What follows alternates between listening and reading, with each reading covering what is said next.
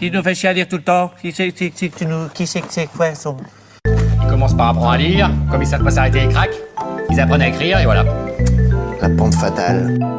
Et maintenant, allons-y, entamons le premier chapitre. Salut la compagnie, ici Pandovstroknis. Le livre dont je veux parler aujourd'hui a longtemps été décrit comme sulfureux, ce qui est étonnant quand on prend en compte son auteur et ce qu'il a écrit dedans. Il s'appelle « Le rappel à l'ordre, enquête sur les nouveaux réactionnaires » et il a été écrit par Daniel Lindenberg, qui était historien des idées, ancien communiste et idéologiquement proche du centre-gauche.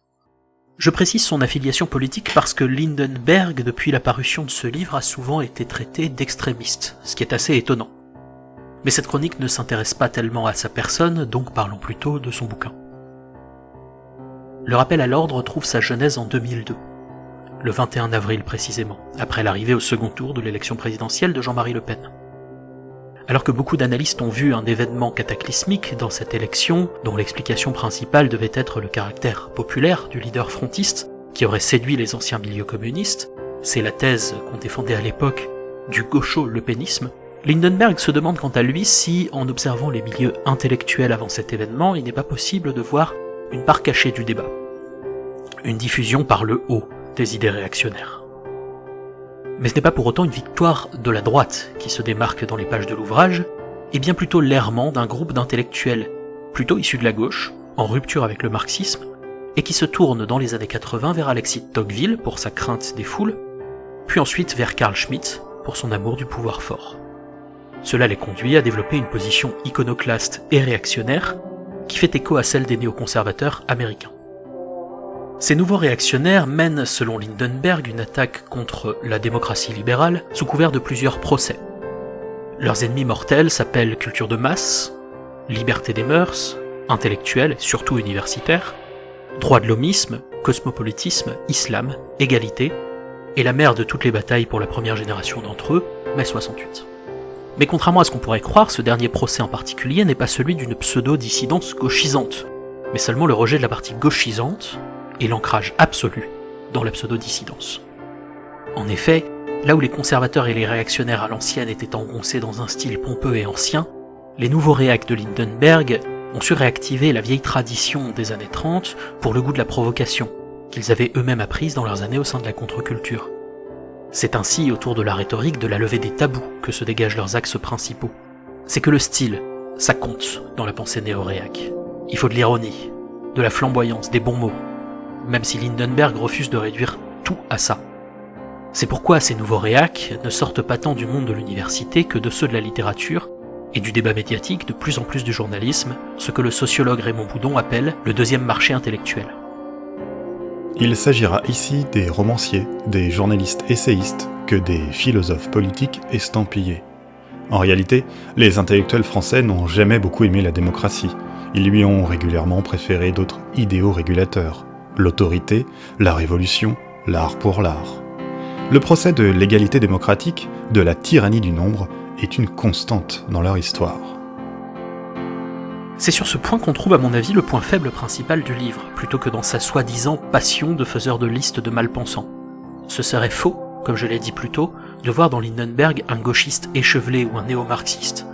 Au contraire, il voit dans les énonciations de ce qu'il appelle le populisme de gauche un danger équivalent à celui des réactionnaires, et dans les attaques contre la droite libérale, le reflet égal de celle contre la gauche égalitariste. Ce qu'il en dégage au milieu, c'est un centre trop soucieux des faits, pour être écouté, une sorte de partie de la raison qu'il distingue clairement comme gravitant autour de son ami Pierre Rosanvallon, et dont les analyses seraient trop modérées pour la tempête des néo-réacs et le bruit médiatique.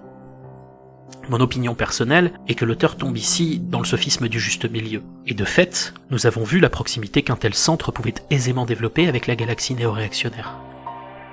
Je pense, sans en avoir la conviction, que Lindenberg a fini par en avoir conscience. Dans la postface de 2016 à son ouvrage, dans laquelle il revient sur sa réception, ce bord-là a disparu du texte, faisant place à son constat d'une révolution conservatrice, qui, si elle se cache encore sous l'ironie et l'art pour l'art en 2002, annonce désormais ses couleurs. C'est une particularité intéressante de la pensée réactionnaire que d'être capable de se présenter comme excessivement sérieuse quand ça l'arrange, et comme une simple boutade quand il faut se défendre. Lindenberg avait d'ailleurs prévu que cette pensée finirait par s'assumer dès la première parution du bouquin. La nouvelle pensée réactionnaire existe, nous l'avons rencontrée. Gageons que ceux qui aujourd'hui doutent de son existence n'auront demain qu'elle à la bouche. Une extrême droite qui se croit le vent en poupe, une ultra-gauche déboussolée font déjà la fête à tel ou tel héros de notre fable. On sait, d'expérience dans ce pays, comment est une droite révolutionnaire, et à quel abandon une certaine gauche est parfois prête au nom de la lutte contre les gros, l'argent, ou quand elle redécouvre théâtralement la nation ou le peuple.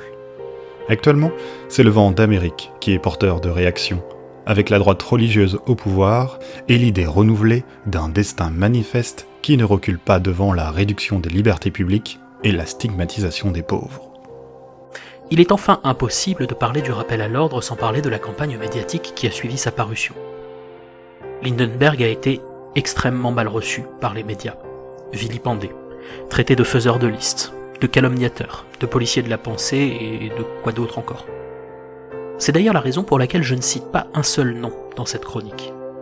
Contrairement à ce qui a été souvent répété, je pense que cet ouvrage n'est pas une galerie de personnages voués aux gémonies, mais l'analyse d'un courant de pensée, dont d'ailleurs les personnages se révèlent assez aisément substituables les uns aux autres. Lindenberg avait-il politiquement raison ? Je ne crois pas. Je pense que son centrisme assez naïf est un peu ridicule à vrai dire. Les gens qu'il décrit ont-ils tort sur tout ? S'agit-il de décrier comme réactionnaire le moindre doute face à la mondialisation, au libéralisme moderne, au gauchisme béat des années 60 ? Pas plus. Je pense qu'en fait la fronde Lindenberg réellement est différente de tout ça. Ça a surtout été de nommer, pendant qu'il était en train d'émerger, l'existence d'un camp. Or ce camp, pour se légitimer, a eu besoin d'apparaître comme autre chose qu'un camp. Et il a réussi à le faire, il a réussi à s'imposer comme le courant dominant de la vie intellectuelle française depuis les presque 2 décennies qui nous séparent de ce petit essai. Lindenberg n'a pas tout vu, bien sûr. Il s'est planté, il a eu tort. C'était un homme de son siècle.